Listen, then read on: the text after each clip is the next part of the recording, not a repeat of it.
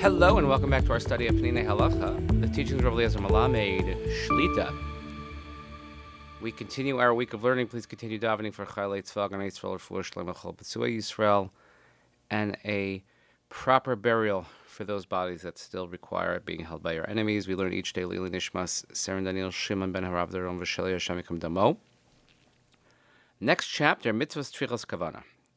Nechliku HaMaroim V'Arishonim B'Sheila. So our Amoraim, again, the period of the Gemara and the Rishonim in the early Middle Ages, they have the following dispute in this question. Ha'im mitzvahs tfichas kavana.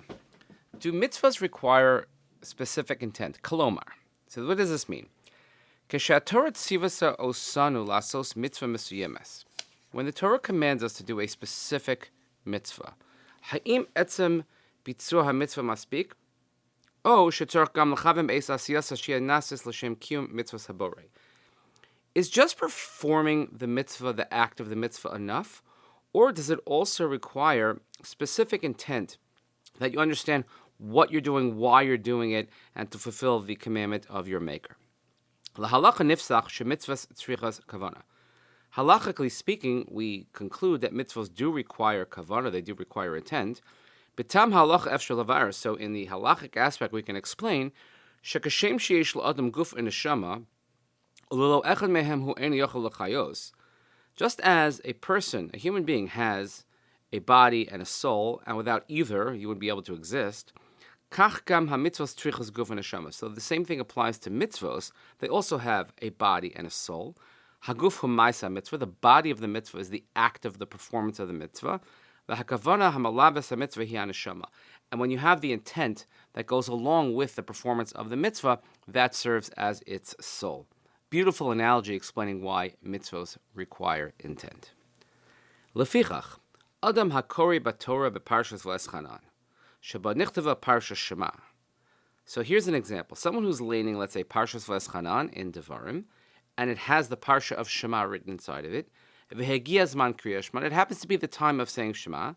Im kiven libo l'kayim mitzvos Keriat Shema, yotzei dechava. So if while reading that parsha in the Torah, he has intent to also fulfill the mitzvah of Keriat Shema, then indeed he has been yotzei. But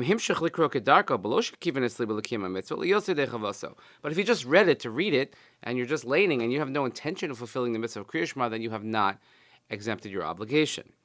So it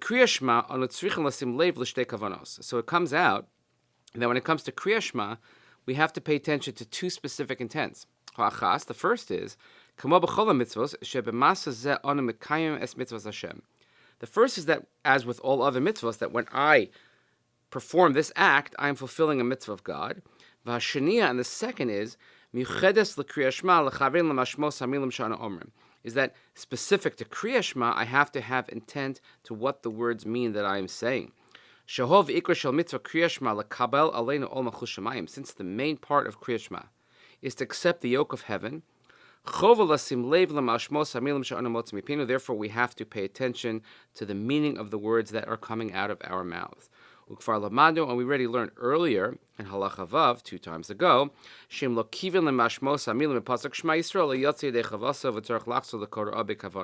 we've learned that if you do not have the intent and the understanding of what you're saying in Keriat Shema, certainly in the first pasuk, then you're not yotzei and you would have to reread Keriat Shema. So let's go back to general intent when it comes to mitzvahs. L'itim yeshna kavana reduma, v'gam hi maspika b'diavad. L'dugma adam sheba l'beis knesses l'spalel, v'seder tefillah zakor Shema. So sometimes we have a sort of a more latent kavana, and that's good enough in certain instances. So someone who comes to shul to daven, and as part of davening he read Shema, even though he didn't have specific intent to fulfill the mitzvah of Keriat Shema, you are still yotzei. So the question is why, if you didn't have kavana? Because if you would ask him, well, why did you read the parsha of Shema? He'll say, because that's part of davening, and I want to fulfill the mitzvah of Keriat Shema. So he had, again, this latent kavana of saying Keriat Shema.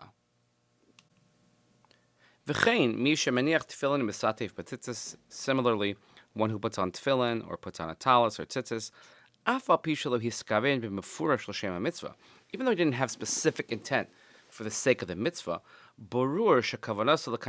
it's certain that the reason he's doing it, of course, is to fulfill the mitzvah, even if he didn't explicitly say so.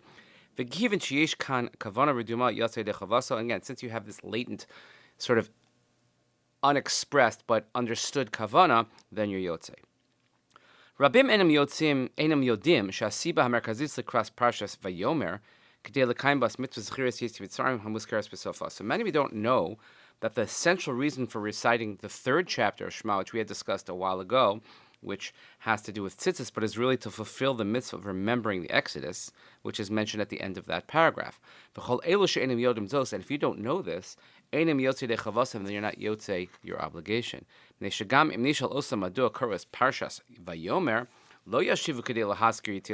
would ask somebody, well, why'd you say that third paragraph?